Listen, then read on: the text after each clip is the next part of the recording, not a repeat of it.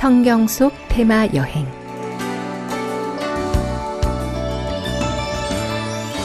오늘의 테마는 사반입니다.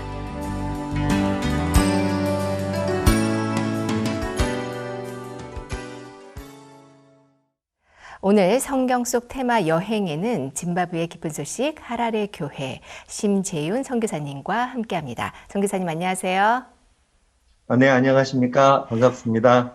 네, 오늘 테마는 사반인데요. 잠언에 나오는 그 동물 사반을 말하는 걸까요?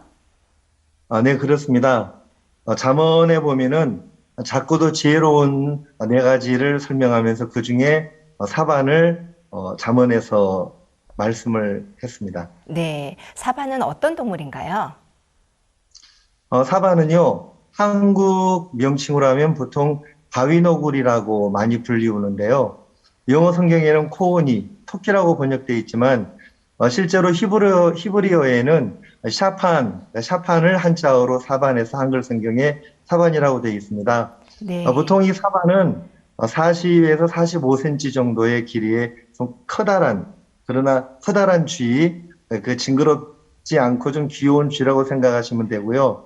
무게는 1.5에서 크면 5kg까지 자라나는 그런 동물인데 바위 사이에 떼를 지어서 이제 살고 있기 때문에 성경에서도 바위 사이에 집을 짓는 사반 이렇게 표현을 하고 있습니다. 그렇군요. 이 사반의 네. 사진을 지금 보고 있는데요. 매우 귀엽게 생겼어요.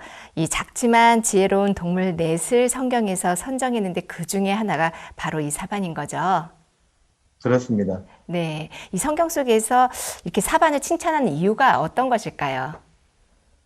이 사반은 잠언에서 그대로 이렇게 말씀하신 대로 약한 종류로 돼 집을 바위 사이에 짓는 사반이라고 했습니다. 저도 이 성경을 보면서 약한 종류이기 때문에 이 사반은 자기가 약한 동물인 걸 알기 때문에 강한 바위 사이에서 새끼들을 보호하고 지키고 맹수로부터 자신들을 보호하는 이게 좀 약한 데서 얻어지는 지혜라는 마음이 들고요. 하나님은 이 사반을 통해서 우리 사람들, 특히 우리 그리스도인들이 자신의 연약함을 깊이 발견하고 느꼈을 때에 반석 대신 하나님을 의지하는 그리스도인의 신앙과 마음을 사반을 통해서 우리에게 가르쳐 주신다고 말할 수 있습니다. 네, 이 만물에는 하나님의 섭리가 담겨져 있는데요. 이 사반을 통해서 하나님은 우리 인간들에게 무엇을 가르쳐 주시고 싶으신 걸까요? 사실 다윗도 시편에 보면 많은 간증을 노래하면서 특히 시편 18편에 다윗이 이런 이야기를 하죠. 여호와는 나의 반석이시요. 바로 이 다윗이 영적인 사반인 셈이죠. 우리는 약하기 때문에 실망하고 내가 능력이 없는 그것 때문에 좌절할 때가 참 많은데요. 사실 그 약하다는 것, 능력이 없다는 것, 또 부족하다는 것, 또 여러 가지 어려움이 있다는 것은 강한 하나님을 의지할 수 있는 정말 좋은 기회라고 우리가 다시 생각을 할 수가 있습니다. 그래서 우리가 사반을 통해서 내 연약함을 발견하는 동시에 하나님을 의지하는 마음의 세계를 배울 수가 있고 또 하나님은 우리에게 사반을 통해 그것을 설명해 주셨다고 생각이 듭니다. 네, 우리의 연약함을 통해서 우리의 반석 되신 하나님을 바라볼 수 있는 어떤 그 부분에 대해서 말씀해 주셨는데 선교사님께서 혹시 이런 사반과 같은 형편에 놓인 적이 있으셨는지요? 제가 사반을 읽으면서 오늘 테마로 정한 이유는요. 실제로 제가 구원을 받고 또 주님 안에 살아가면서 너무너무 약한 내 모습을 많이 느꼈습니다. 처음에는 내가 왜 이렇게 멍청하지? 내가 왜 이렇게 생각이 없지? 또 나는 왜 이런 형편 앞에서 쉽게 정말 길을 찾지 못해서 헤매지? 방황할 때가 많았습니다. 그런데 조금 더 깊이 생각하고 하나님은 나에게 왜 이런 형편을 주셨을까 하고 하나님을 생각하다 보면 뜻밖의 기적적인 길이 열리고 실제로 하나님 눈에 보이진 않지만 하나님을 경험하는 기회가 참 많았습니다. 실제로 저는 아까 소개해 주신 대로 아프리카 짐바브웨에서 선교를 하고 있는데요. 바로 지난 11월 달입니다.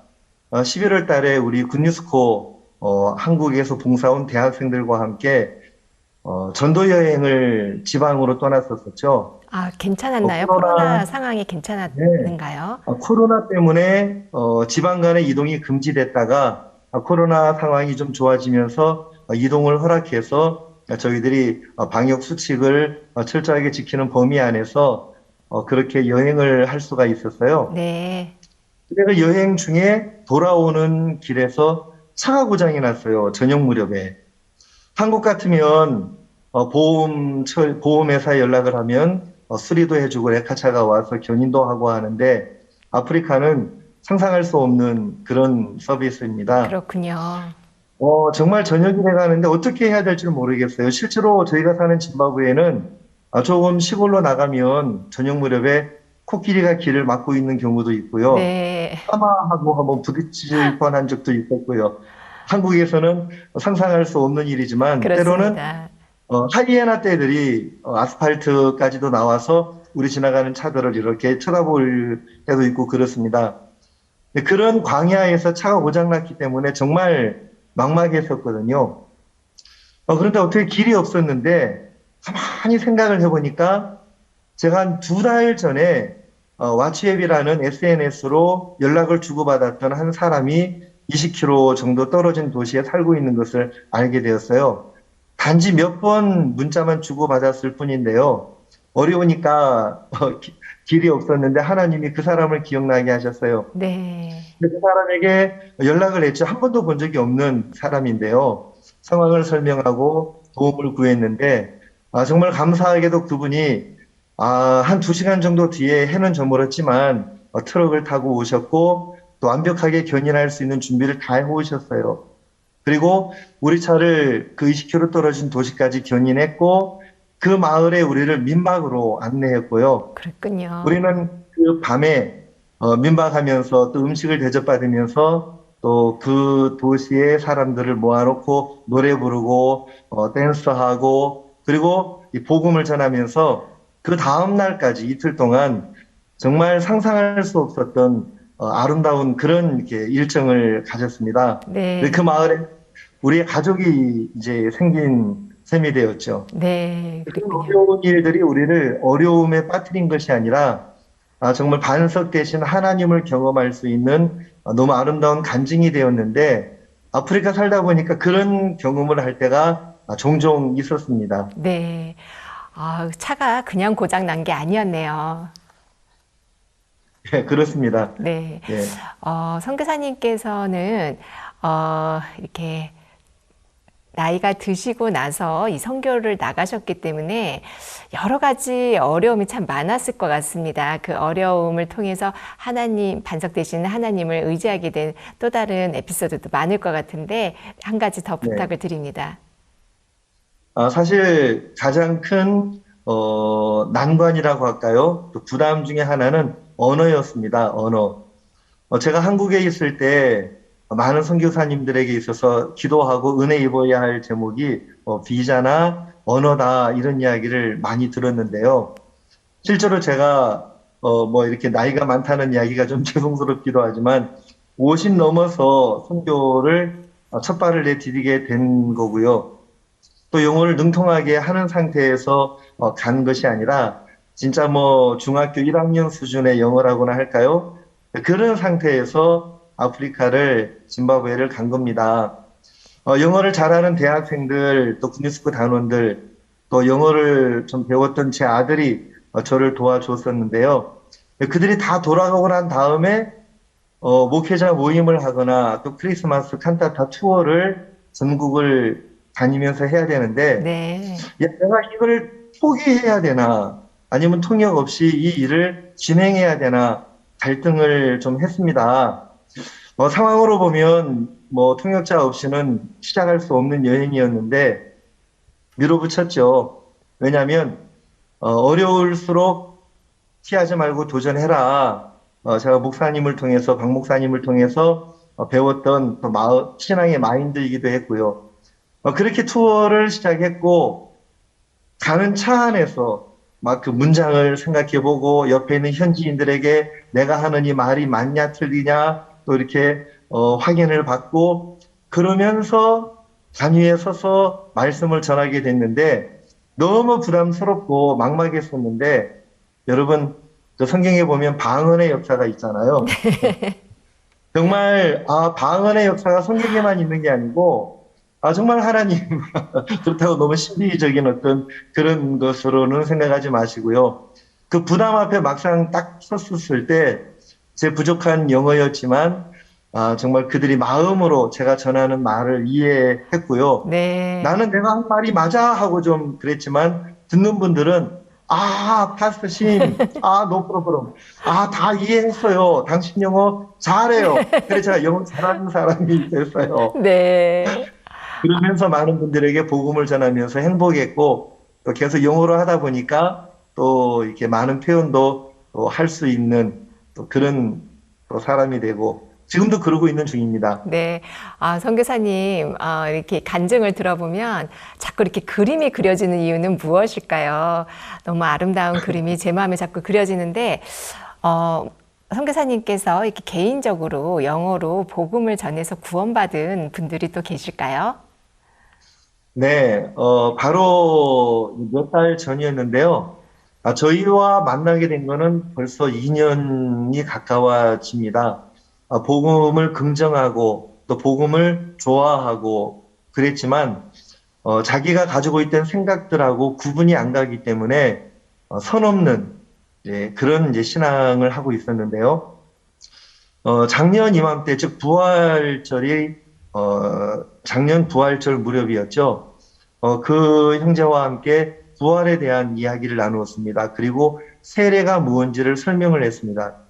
사실 영어로 그것을 설명하는 게 쉬운 그런 선택은 아니었어요. 네. 그런데 질문을 그렇게 부활에 대하여, 세례에 대하여 설명을 해왔기 때문에 영어로 이제 부활을 설명하고 세례를 설명했죠.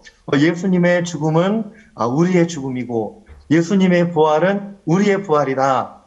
이런 것을 이제 영어로 제가 설명을 하는데 이 형제가 그렇네요 하고 복음이 마음에 그때 이루어진 거예요. 네. 머리로만 이해하고 있던 복음이. 근데 복음이 그 형제의 마음속에 타피오아라고 하는 형제인데요.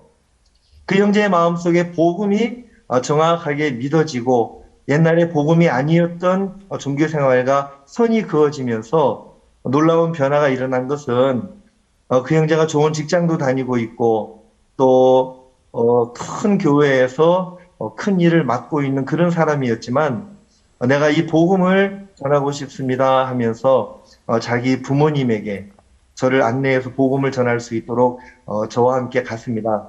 그럼 제가 영어로 복음을 전하면 부모님들은 영어를 잘 모르시는 분들이 있었기 때문에 그 형제가 현지어로 통역을 하면서 복음을 전했고요. 또 한 달 전이죠. 한 달 전에는 이 형제의 약혼녀가 있었어요. 리인이라고 하는 약혼녀인데, 정말 약혼녀는 이 약혼자, 이 형제를 이해를 못하는 거예요. 왜 그 좋은 직분 다 버리고 한국인 선교사, 그 영어도 잘 못하는데 선교사한테 가서 매일 앉아 있냐? 빨리 나와라, 빨리 나와라. 때로는 새벽에 제가 말씀을 전하고 있으면 빨리 그 휴대폰으로 나를 비춰봐라. 무슨 말씀 전하는지 내가 한번 확인해 봐야 되겠다. 그렇게 하기도 했었어요. 그런데 감사하게도 지난 CLF 컨퍼런스 3월 달에 있었죠. 네. 컨퍼런스에 직접 저는 한국에 나와 있었을 때 저희 집에 와서 CLF 컨퍼런스를 참석하면서 구원을 받았습니다. 그 네. 약혼녀도.